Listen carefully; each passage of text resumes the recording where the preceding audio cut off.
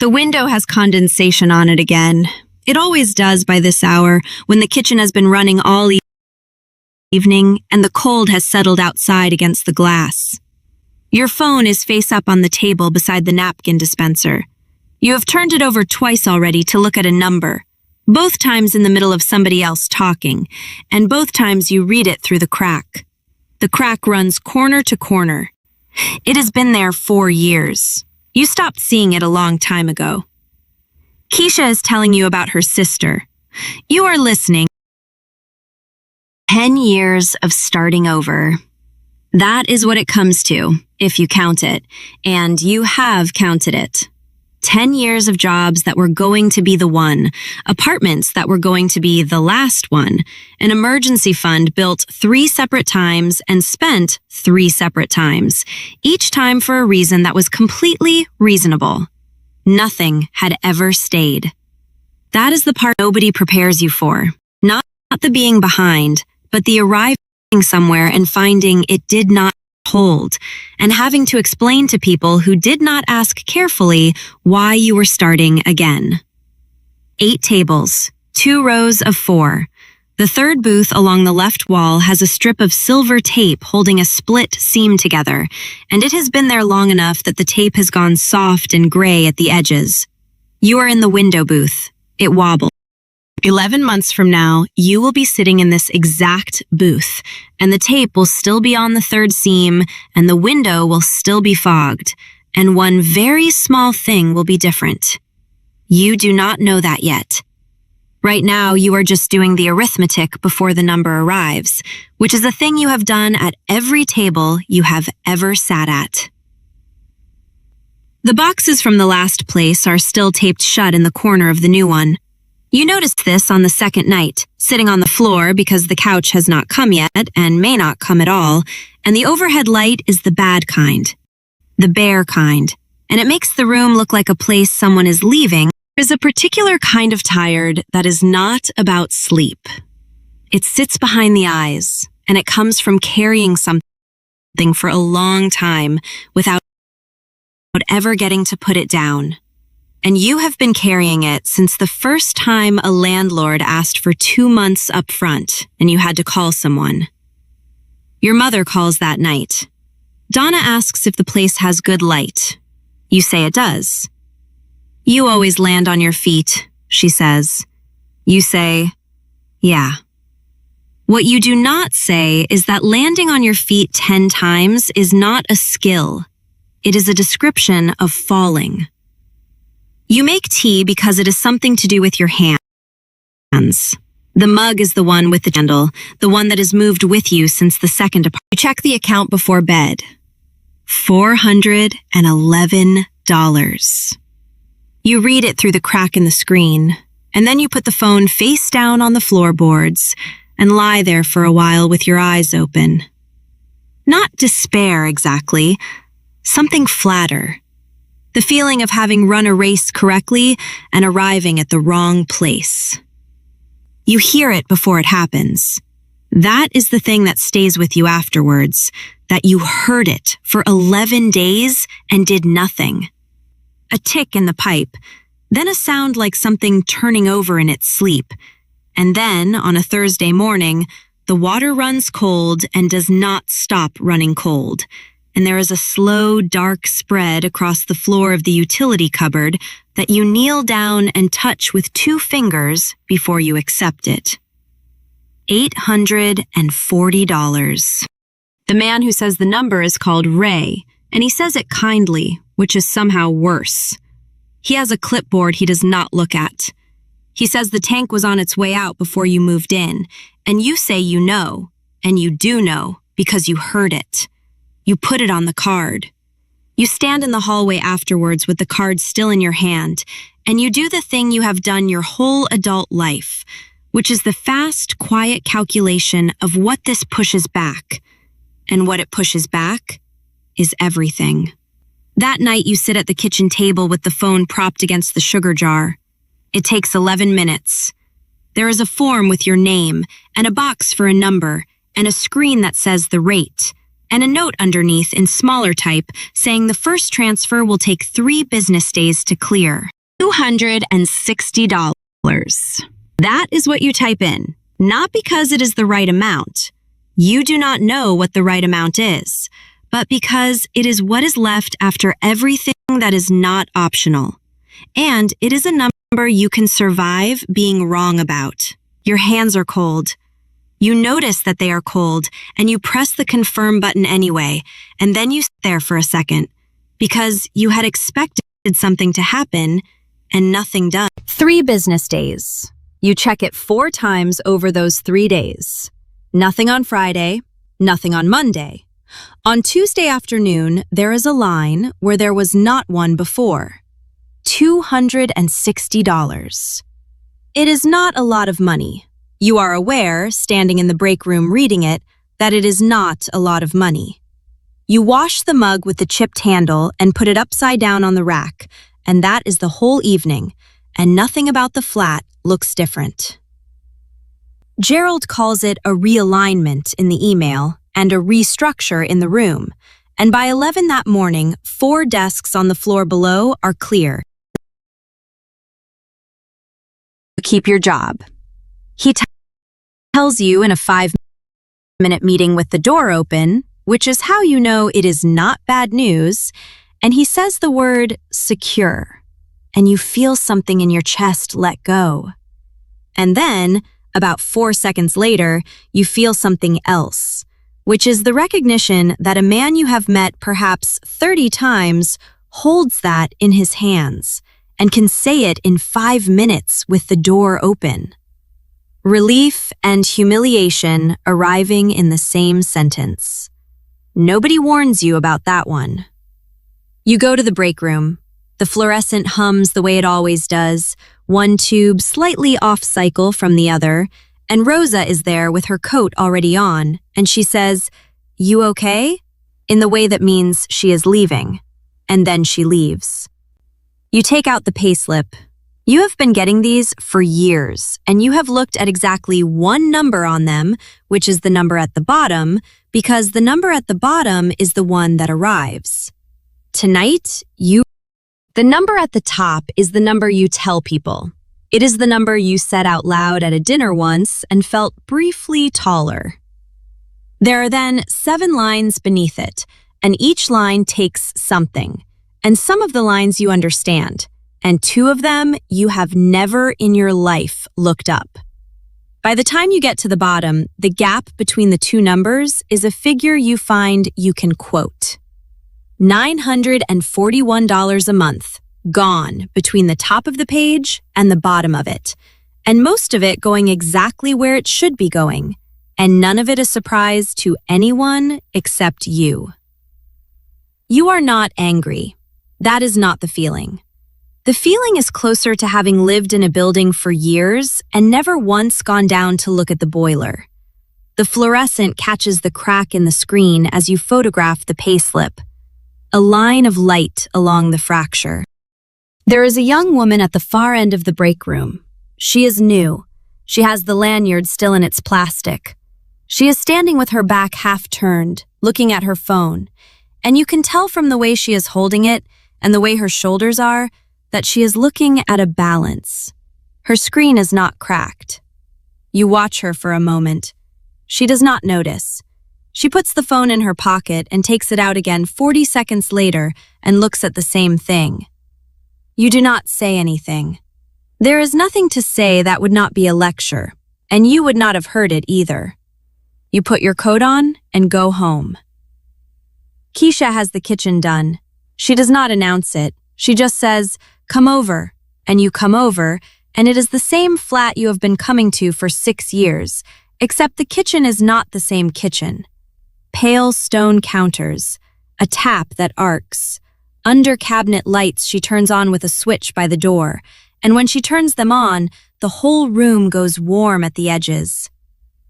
"Took 8 months," she says. "I nearly cried twice." You want it. That is the true thing, and there is no point being clever about it. You stand in your friend's kitchen holding a glass of wine, and you want this exact room with a specific physical want, low in the chest, the way you want food when you are hungry. Not the counters, the having arrived somewhere that the counters mean. There is a voice that shows up at this point, and it is not a kind voice, and it has your own cadence. It wants to run the comparison. 6 years of the same flat for her, 10 years of moving for you. You let it talk. You do not argue with it, and you do not tell yourself off for it either, because wanting things is not a character flaw, and you have spent enough of your life treating it as one. Then it passes, the way it does, and Keisha is asking whether you want the good glasses or the normal ones. And you say the normal ones, and she laughs. You go home on the bus with your coat over your knees. $260 goes out on the Friday, the way it has every month except one. Keisha does not know. She has never once asked what you have, in 6 years, at any table. Gerald does not know. Gerald knows a number at the top of a page. Donna does not know, and Donna is going to ask. And you do not know that yet. Your mother does not ask directly.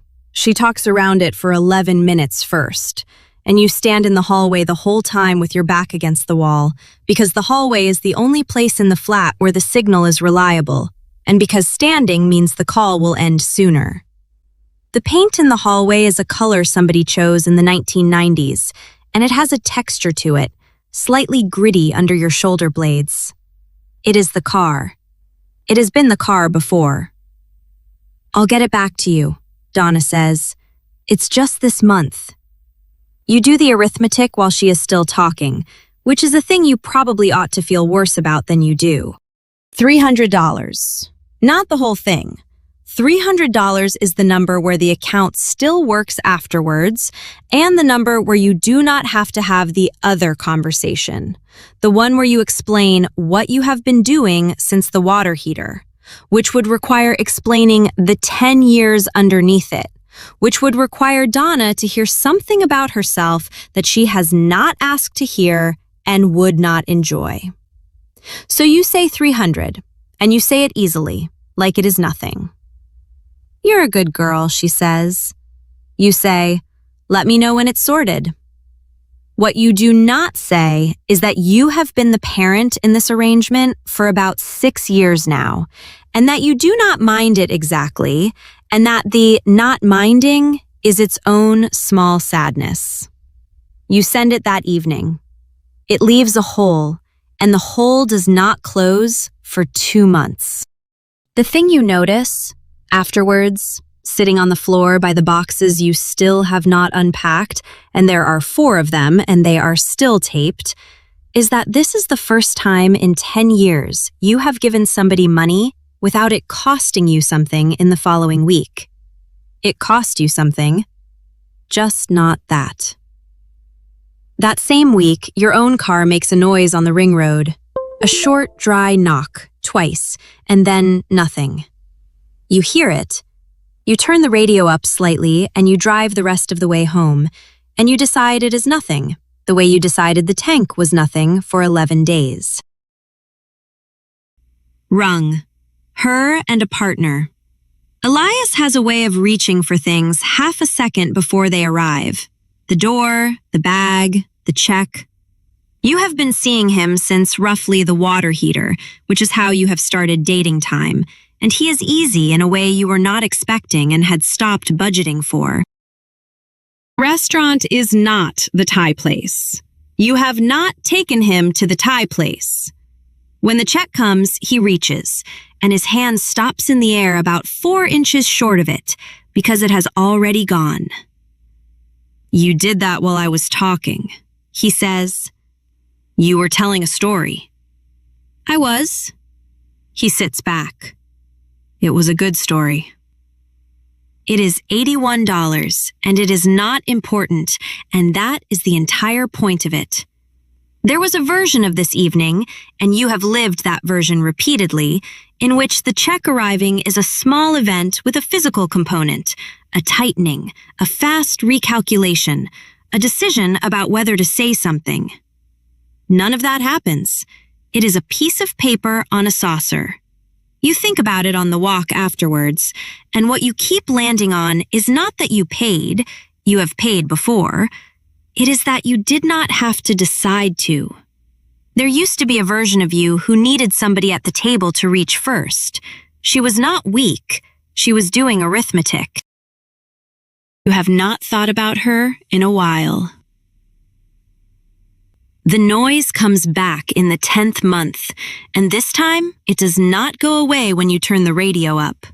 It makes it again the next morning, and then on Wednesday, it makes it in the car park at work in front of 2 people, which is how these things finally get dealt with. The garage smells like hot metal and something sweeter underneath. There is a radio on somewhere behind the ramps playing nothing you can identify. The engine ticks as it cools. $610. You say, okay, that is it. That is the whole scene.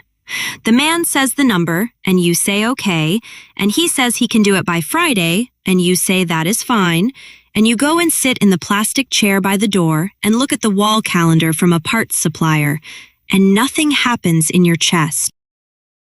You wait for it. That is the strange part. You sit there, actively waiting for the drop, the way you brace before a step you know is there, and the step is not there, and you nearly lose your footing on the absence of it. $610 leaves the account on the Friday. $1,240 stays in it. You do not celebrate. There is nothing to celebrate. A thing broke and you paid for it, which is what happens to people who have money, and you have never before been one of the people that happens to. You drive home. The heater in the car works better than it did. That night you unpack one of the boxes. Just one. Books, as it turns out, and a phone charger for a phone you no longer own, and a photograph you had forgotten existed. You do not unpack the other 3, but the one is open on the floor, and it stays open, and for the rest of the week you keep noticing it when you walk past, the way you notice a door that somebody left ajar. 10 months. That is all it has been. You keep checking that because it does not feel like the kind of thing that should take 10 months. It has condensation on it. The tape is still on the 3rd seam, and it has not got any better. Keisha is talking about her sister again, and the sister has moved, and it is a whole thing. You are in the window booth. It still wobbles. Somewhere in the middle of the story, you take your phone out to check the time, and you catch yourself because you have not turned it face up to look at a number tonight, and you did not decide not to. On the way here, you paid $180 to have the screen replaced. It took 40 minutes in a shop between a dry cleaner and a place that cuts keys, and the man asked how long it had been like that, and you said 4 years, and he made a face. 4 years. Every month of those 4 years, replacing it was a thing that could have been done and was not, because it was never the month for it. Something else was always the month. Every month was the month for it. You just never knew which one. That is what the money bought, not the screen. The screen cost $180, and it is glass.